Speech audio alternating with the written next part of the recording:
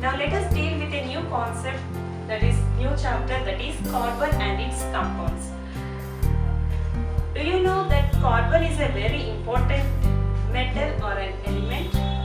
Because each and everything which is constitutive of living things, it is somewhat or some percent is included with the carbon. That means it is a metal which is used or which is inbuilt in many non-living things or non-living substances, and at the same time in the living objects also. Let us see the importance of carbon and its properties, and along with the carbon we will be seeing some more elements and their compound status, right? That means I hope you know the difference between an element and a compound. That means a compound is a mixture of 2 or 3 elements. For example, let us take carbon dioxide, right? Carbon dioxide, it is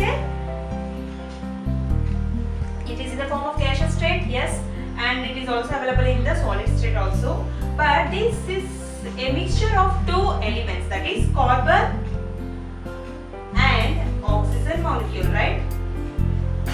So we can say this type of elements, that is a combination of 2 or more elements, will lead to a formation of a compound. This is known as compound. Now for example, let us take hydrogen gas, right? That is H2. And this hydrogen gas is known as just an element because it is just a single element and it is not a mixture or any composition between other elements. So this is the difference between the compound and the element, and now we will be seeing some compounds. That means we will be discussing with the carbon compounds, that means the combination or the mixture formed by the carbon compounds, that is carbon elements. We will be seeing detail how the carbon structures are formed in silica and all, and we will be seeing the properties, and we will be discussing the carbon properties, and also we will be seeing the carbon in elemental form and in combined form. That means combined form is nothing other than the compound form, right? And we will be discussing these 3 topics in this chapter in detail, and we will be seeing some more compounds related to hydrogen, oxygen and nitrogen also. And let us see the product, that is, what do you mean by the product? That means I want to give a question like that. If at all, do you observe any time the elements which are having the carbon are burnt in air or in atmosphere, in the presence of atmosphere? If at all any substance having the carbon as an element, if at all it is burned in atmosphere or in the presence of oxygen, what you will be getting? That I hope you will be seeing them in practical, because for example, let us take clothes, right? Clothes and food, medicines, books, all these, however, they will be consisting of a little quantity, at least a little quantity of carbon as a mixture in those compounds. So you will be observing that, right? Burning of clothes or medicines or books, you will be observing them in practical in your day-to-day life, right? You will be getting, right, it will be burned with the taking of, it is a combination of oxygen, which will be taking the oxygen which is present in the atmosphere, and it will lead to the production of carbon dioxide and carbon monoxide gases, which are very harmful to health, right? Now let us deal with the products what are obtained by burning of the carbon compound objects or elements. And also let us deal that also do you know that the Earth's crust consists of around 0.02% of carbon. That means it is a minute thing, right? Its Earth's crust is a very huge thing. It is a mixture of nitrogen, phosphorus, potassium. It's a vast thing. It consists of different metals, but this carbon, it is around 0.02% itself only. That means it is of very small and tiny quantity, but it has a vast importance in the elemental form and component form in each and every living and non-living objects, right? And at the same time, carbonates, hydrogen carbonates, coal and petroleum, all these are the products of carbon related, and these are mainly used in our daily day-to-day life, right? We'll be seeing that petroleum, right? It's a very needed equipment or needed resource for us to travel in the vehicles, right? And at the same time 0.03% of carbon dioxide, only 0.03% of carbon dioxide is present in air. But due to these pollutions and all these harmful effects, global warming and all this, resulting in the increase of the carbon dioxide content in the atmosphere. Right? Now let us see such a minute carbon element, how it is useful for producing different types of compounds. Let us see the bonding in covalent bonds, right? That means what I mean to say is the bonding in carbon. Bonding in carbon. Do you know what type of bonds are exhibited between the carbon elements? Yes, that is covalent bond will be exhibited between the carbon elements, right? Or between the carbon atoms, right? And we can see there are two types of bondings, that is covalent bonding, and let us see the next term in another section.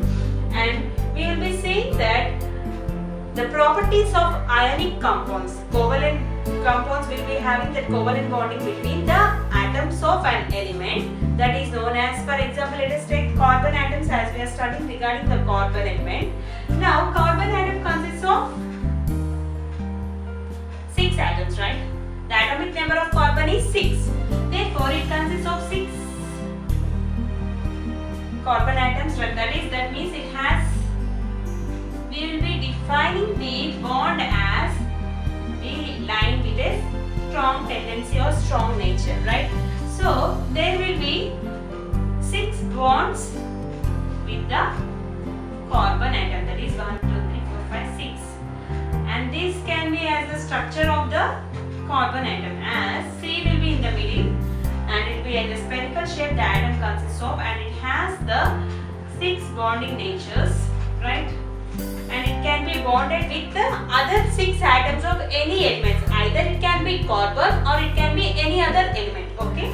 Now we will be studying the properties of ionic compounds first. Why? Because why the carbon is failing in order to form an ionic compounds. Let us see it here. Because in order to study how the carbon is failing in forming of ionic compounds, we have to know first of all what is ionic compound, right? Therefore, we can say that ionic compound is having some properties, and let us discuss those properties.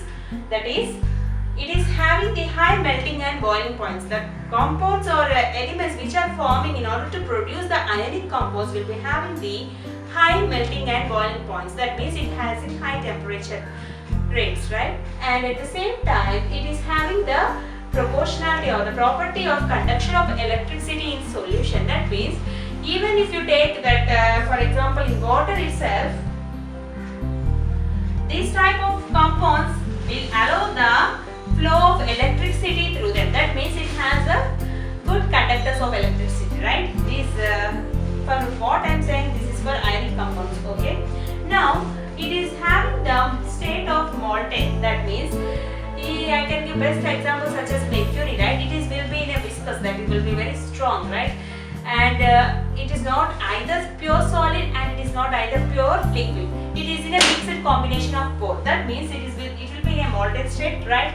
These are the 3 properties which are carried by an ionic compounds. So the carbon is failing of these 3 properties, so it is not able to form these ionic compounds. That means it doesn't have high melting and boiling points, right? Therefore, carbon is a poor conductor of electricity. It doesn't allow the flow of current through it, so they are acting as non-conductors of electricity, and at the same time they are not very strong because of the poor nature of this. That means they are not having high melting and boiling points. Therefore, because of this major reason, they are unable to form the strong forces between them. That means the attractive forces or the repulsive forces between those molecules are very weak and they are not very strong molecules. So these 3 properties are failing while coming to the carbon. So carbon elements are known as poor ionic compound forming nature substances, and therefore the bonds which are formed by the carbon are known as the covalent bonds only. Now let us see the structure of carbon and how many bonds it can be established and how and with how many elements it can be bonded, right? let us see the combining capacity of various elements. That means previously we have seen regarding the carbon atom, right? How the capacity of it and how such type of bonds will be formed, which type of bonds, that is carbon covalent bonds, right?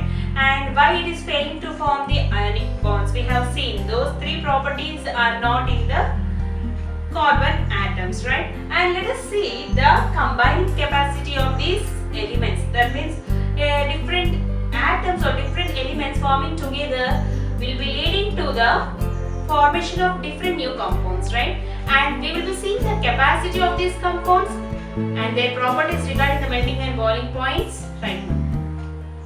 That is, the combining capacity of electrons, that means of atoms, will be depending upon the presence of valence electrons, that is number of valence electrons which are present in the outermost shell of an atom. That means I hope you have learnt in your lower sections regarding the number of valence electrons, protons, neutrons and all those concepts regarding the structure of atoms and molecules, right? Now we will be seeing here that the valence electrons will be resided on the outermost shell of the atom, right? Suppose this is the outermost shell. Assume, for example, let us take the hydrogen atom, right? Hydrogen atom consists of one valence electron, right? That is, it is first K shell will be there. You know the structure, that is K, L, M and orbits or shells will be there for atoms. And the first K shell will be consisting of single electron, that is valence electron, right? And now we will be seeing the combining nature based upon these valency electrons of different elements. Now let us see some. I hope you are seeing the tabular structure on the board, right?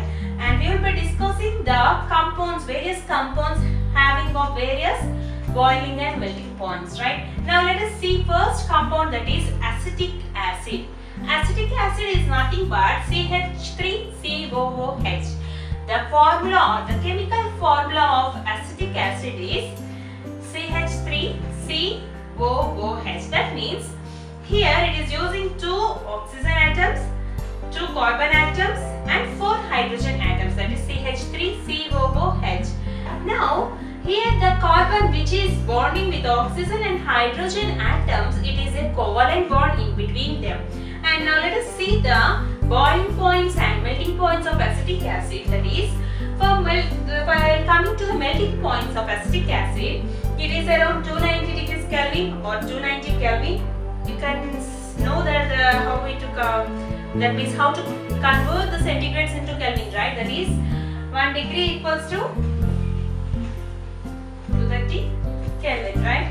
Now we will be seeing that 290 Kelvin melting point for acetic acid and 391 Kelvin boiling point for acetic acid. Just it is a difference of around 100 Kelvin only. Now let us see the chloroform, another compound which is formed by the carbon and hydrogen and chlorine. That is CHCl3. Chloroform chemical formula is CHCl3. Cl3 is the chlorine 3 atoms, hydrogen 1 atom and carbon 1 atom, right? Now the boiling point is 334 for chloroform and 209 kelvins of melting point. Now let us see for ethanol. Ethanol is a one formation of carbon atoms. It is a very good compound of carbon. It is used in various applications. Let us see them in detail in further. And in ethanol, it is the formula, the chemical formula for ethanol is CH3CH2OH. That is, it is a bond between the carbon, hydrogen and oxygen. We will be seeing these compounds and these chemical structures and the bonds will in detail in further classes. Now let us discuss just the boiling points and melting points. For ethanol, it is 351 Kelvin boiling point and 156 melting point. And for while coming to methane, the last, that is CH4. Methane is a carbon compound, right? That is, it's consisting of 111 boiling points, that is 111 Kelvin boiling point and 90 Kelvin melting point. It is just a difference of around 21 Kelvin, the difference between the melting and boiling points of methane is. Now I hope you have seen the compounds. I think you have learned some new terms or new compounds, that is acetic acid, chloroform, methane and ethanol. And let us chemical formulas of those acids which are important for the fill in the blanks, right?